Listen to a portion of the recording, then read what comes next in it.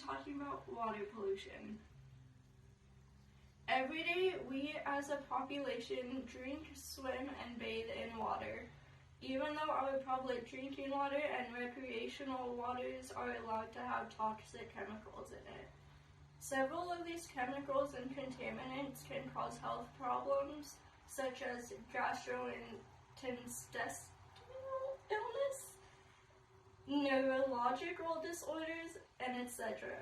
But did you know that in almost half of the lakes in the United States, you could be swimming with pollution?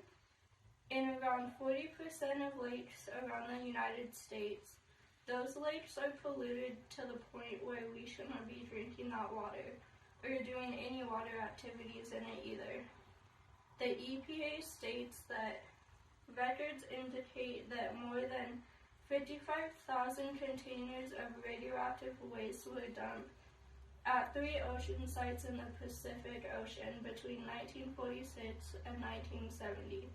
Almost 34,000 containers of radioactive waste were dumped at 3 ocean sites off the east coast of the United States from 1951 to 1962. There are many effects when it comes to pollution in public water. The pollution in our water can lead to serious health issues. Drinking contaminated water can lead to diseases like hepatitis A and polio. There are many companies and people in general who pollute our waters daily.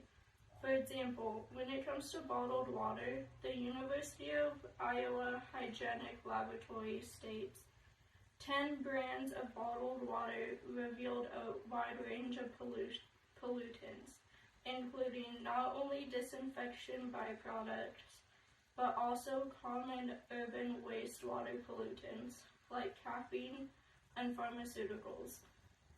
Heavy metals and minerals, including arsenic and radioactive isotopes, fertilizer residue.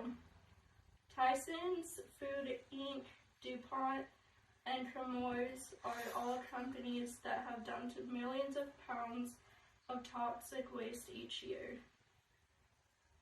There are some ways we can stop water from being contaminated. Us, as a community, can stop throwing away our garbage, never dispose medication in our toilets or body of waters, and we must recycle when able to do so. If companies were to stop dumping dirty chemicals and toxins into nearby bodies of water and recycle what's needed, we could actually see some change in the number of pollutants in our public and recreational waters. There are many petitions and organizations online that are trying to increase regulations on what can be dumped in our waters. To conclude, there is a serious problem in our ecosystem. Almost half of the lakes in the United States have contaminants that can lead to adverse health effects to the point where we can't drink the water or do any activities in the water without being at risk. Public drinking and recreational water have been found to have contaminants like chemicals, metals, and radioactive materials.